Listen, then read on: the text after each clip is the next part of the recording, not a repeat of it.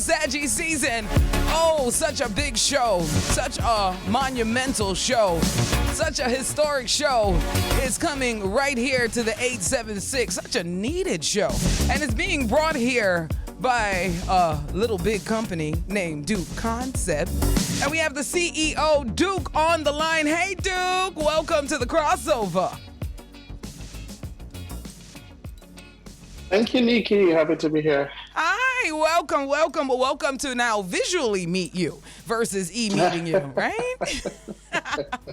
All right, that's a nice twist to it. I know, but listen, I am super excited as well as so many other people about this show for more reasons than one. It's not even just about the artist himself, BURNA BOY. It's just about what the significance of having something like this here. Now, for you, how do you register this show? Because I know as a promoter, yeah, you do a lot of shows, but does this show have a different significance to you? It does.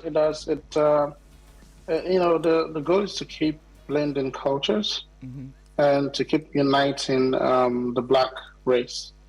Understanding that we are one people, so we have to cross-pollinate our music, cross-pollinate our culture, and get to understand. I think over the years, music has been one of the factors that have done that in uniting the black race, because we consume our music without having to think twice about it, right?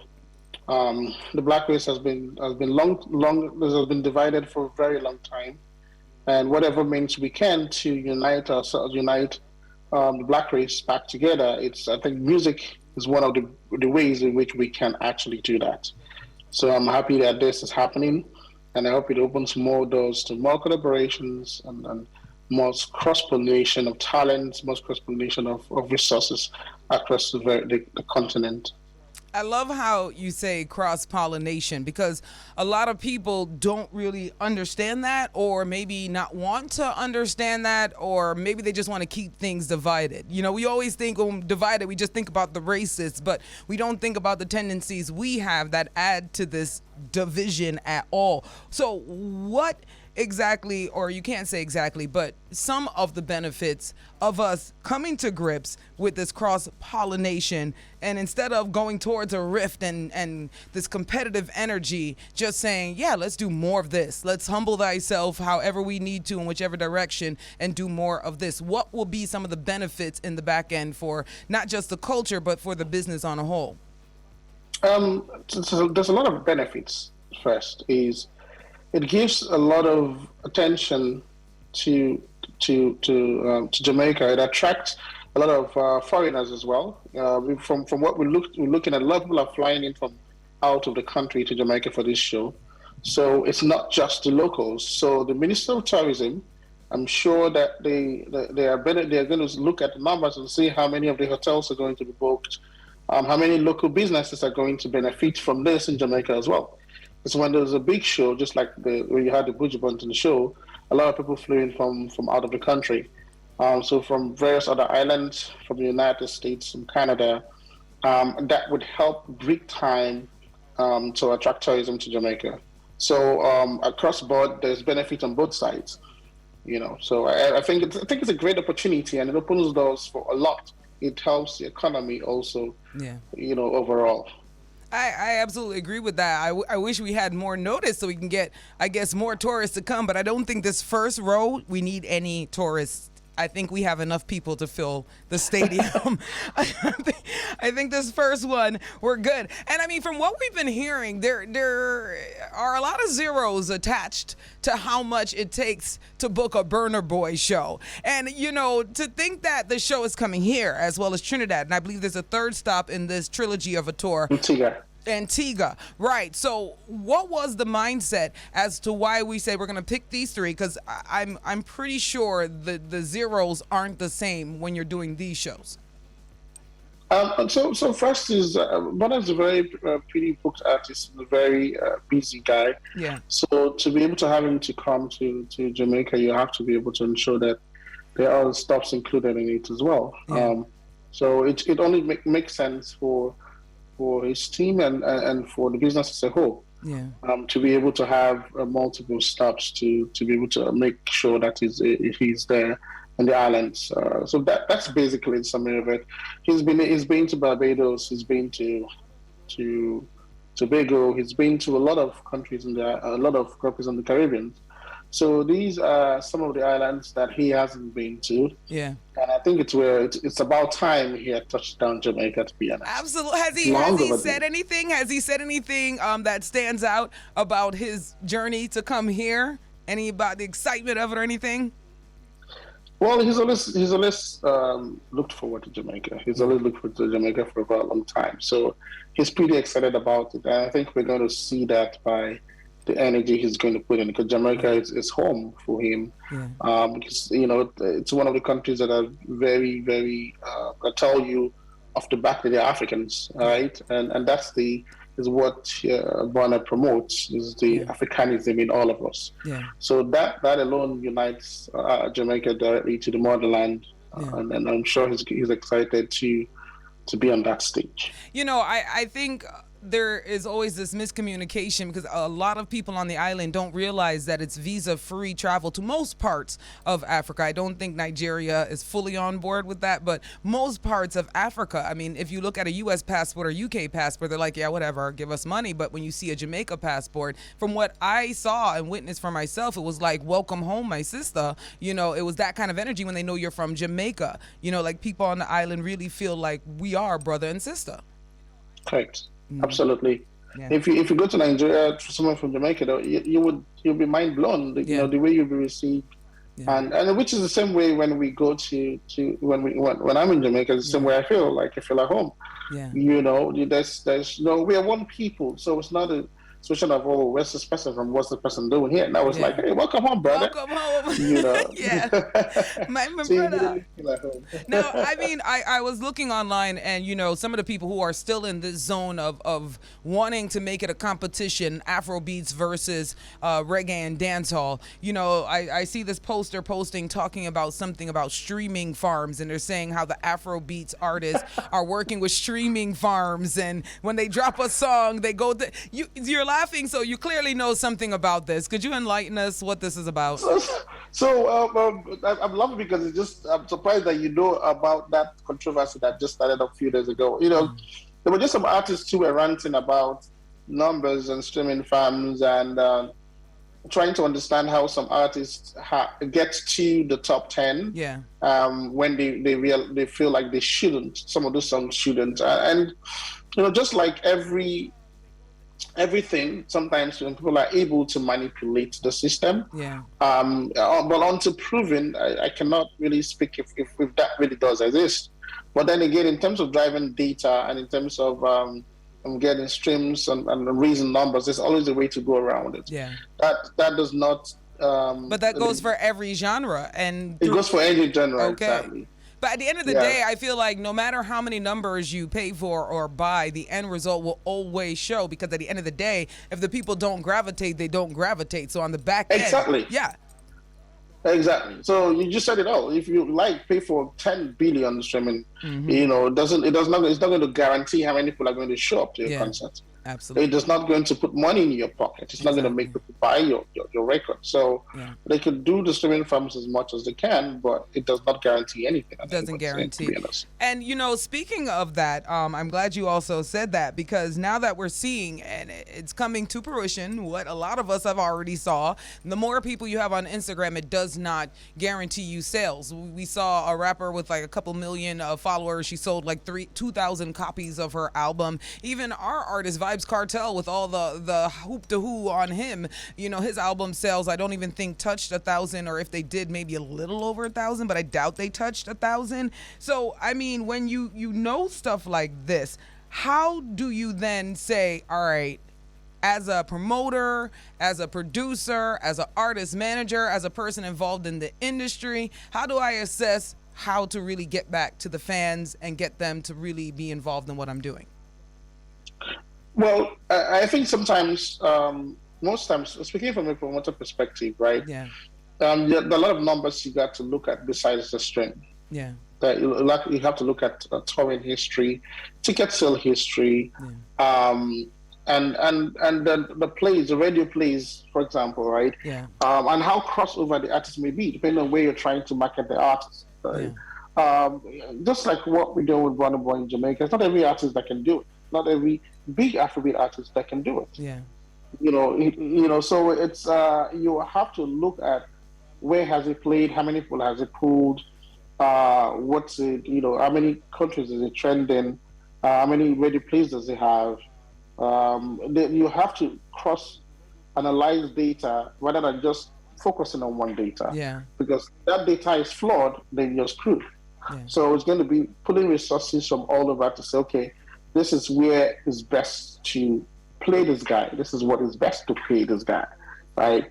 So yes, you also need to look at where the streams are coming from and what is the dollar value of those streams. So I'll give you an example. If you have most of your streams coming from Jamaica, Yeah. 99.9% of your streams are from Jamaica, and you expect to sell out the show in Australia, you're deceiving yourself because you don't have a lot of those streams in Australia. You have them in Jamaica. So I hope people hear what you're saying and really understand it, because there is so much information in there, but it also goes with an energy connection. So what he's basically saying, just to make sure you hear him clear, is they analyze where the people are getting the most radio plays, the most support, even online, just the most support. And they target those places first. That means the artist goes there, does radio interviews there, maybe a meet and greet, or, of course, do the show there. And the cool thing about that from my end is, he did it the business way, is the mental way, is fans see this love that you're getting in this one place and they wonder why people love you, so it brings even more eyes to you, which starts building even more curiosity, so then it can fuel where you're going to go next and where you're going to go next. And that's like the old school way of building fans, getting a bus and just go meet people. Period. Yeah, right? Yeah. You know what I'm saying? I love that. Well, anyway, I need to know something for you before we wrap up, though, because everybody's watching the World Cup. Not me. I don't care. Everybody's watching. Everybody's watching the World Cup. And, we're super proud to see Africa in there and doing what they did, doing well. I mean, do you think that all of this love Afrobeats has been generating and all of this attention has fueled the energy even in the sports field now? Well, everything. I'm sure you know about jollof. I'm sure you know about jollof rice. So yes, I do. So when one thing in the culture is prominent, it helps to fuel the other thing. So I don't know if there's a direct relationship to it, because Africa has always been a soccer playing continent. Yeah. But however, I could tell you that because of music, a lot of attention has been shared in Africa. From the movies, which to the food, to every other part of the culture. Tourism. To tourism, right? Which is how jerk chicken got popular in the first place when dancer was very popular, and most countries now you have to see a Jamaican restaurant somewhere. So it helps. The music helps. Yeah. I love how he said when dance hall was popular, because that's the thing. The last time I played in Kenya, it was really at a height, and now when I went back a couple months ago, I realized that there's been a major shift. You know what I mean? There's not as much that I'm hearing on the side I was over there in Kenya and Tanzania. I don't know about Ghana and Nigeria, but I know from 10 years ago I didn't feel that same connection. The energy, correct. Okay. I just wanted to hear. I wanted to hear from you. Yeah, it's correct. It's correct. There's been a little bit of drop in the momentum of dancehall as against how it was many years ago. I do think that the business players in dancehall they did not sustain, because remember that in every industry you have to keep fueling in money. You have to keep spending to grow the industry in terms of building labels, music labels, in terms of the publicists, in terms of every other thing, right? Yep. So dancehall is not fueling in more money. It's not putting in more money into the music. No. So if you don't, that's the problem. So they need to spend more on marketing the culture. Ooh, I We still hope have they people, listen. people like I hope they listen. I hope they listen. No, I'm serious. I hope they listen because these are things that I scream from the mountaintops, and I feel like, you just don't get hurt. I keep saying the fact that a lot of people who are in this industry are just trying to get as much as they can get now. They don't understand what long-term investment means. So it's like, let's just see what we can get quick, fast, charge as much as you can, rake in as much as possible, but don't put anything back in it. And it's just a ridiculous system. But I think more pointedly, on top of what you just said, it also goes to the fact that the world does not want to feel sad. Yes, there are sad songs that work, but if most of the songs that are coming out of Jamaica that are being pushed on the internet, I should say, because we do have amazing artists and amazing songs that have been right. But if the ones that are getting the attention on the internet are woe is me, I ain't got no money, I'm broke, shoot up, ping, ping, shoot up, you know what I mean? What's the broader, where are we going? So I think it's a couple of things, right? Yeah. You could say anything, and the way you say it would determine how you know what I mean. So BURNA BOY was singing his song with Last was a breakup song. Yeah. And you would go from a breakup song into a party song, right? It is a party song. It's a party song. Everybody gets happy after a breakup. I mean, don't you party after a breakup? It fits. So it depends on how you decide to narrate your ordeal or translate.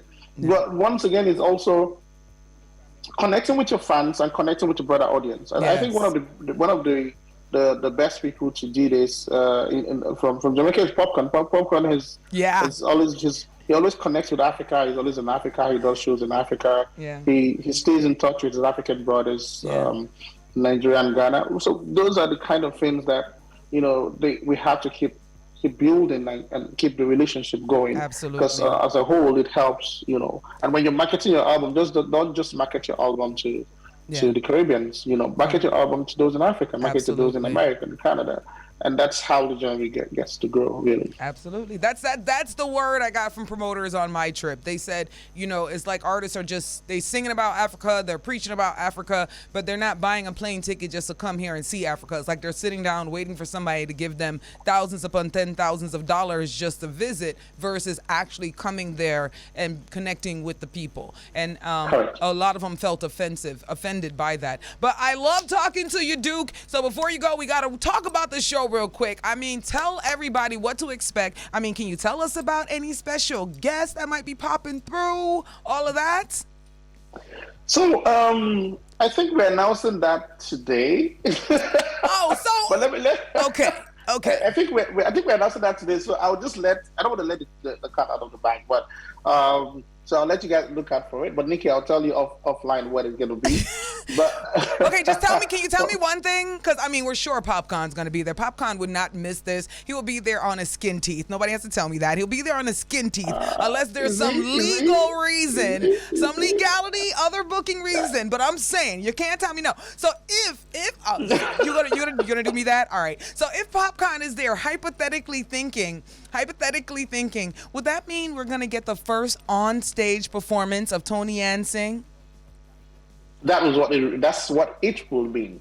If he's there, but is he there? I don't know. That's the question.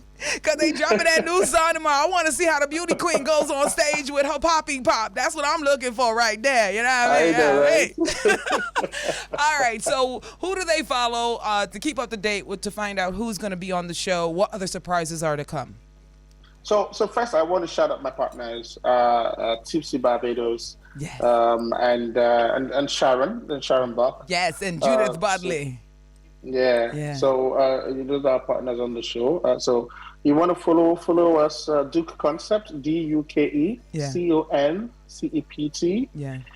DUKE CONCEPT, and you can also follow Twisted Barbados on what do you call it, on Instagram. Mm-hmm. So whatever information you want, you can find there. The tickets are on festinlinega.com. I heard the website crashed. You got more tickets on there for us? Yes, we have more tickets.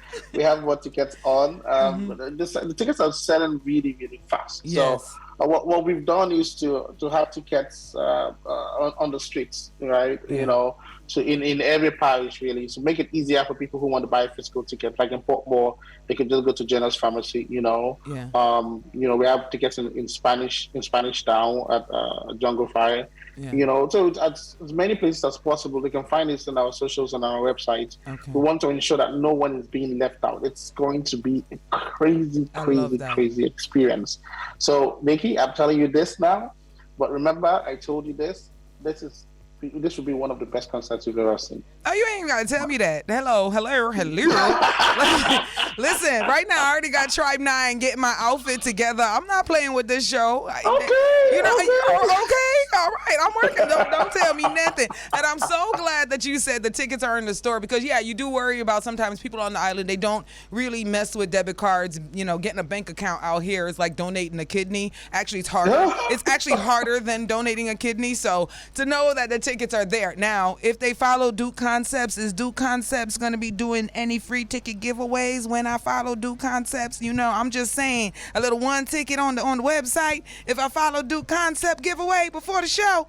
Okay, because you're saying that, now we're gonna do that. So we're gonna try and give tickets here. Hey!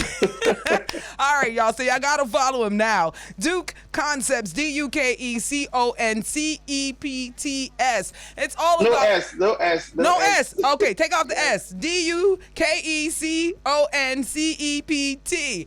Duke Concept. Follow him on social media. It's all about Burner Boy coming to Kingston, Jamaica, December 18th. Shout out to Sharon Burke, of course. Shout out to Judith Bodley, of course. All the hard work they always do for all of our artists. I mean, so many ways. And shout out to Twisted Barbados. Say one. Oh, and shout out to Twisted Barbados, of course. How could I forget that? Listen, I might have to take the trip and come to that one too. I'm extra. I might have to go extra with it. It's all about the music though. So let's play some Burner Boy. Any last words, Duke? Well, I thank you guys. Thank you, Jamaicans, for receiving this show very greatly, and I look forward for us making this historic and for very, very more amazing stuff to come to Jamaica. Nikki, thank you once again for having me. This was my pleasure, and I'll finally get to meet you very soon. Later, Duke. Absolutely. Take care. It's the Bridge 99. Nikki Z on the bass. You can bank on it. Burner Boy will be right here on the island.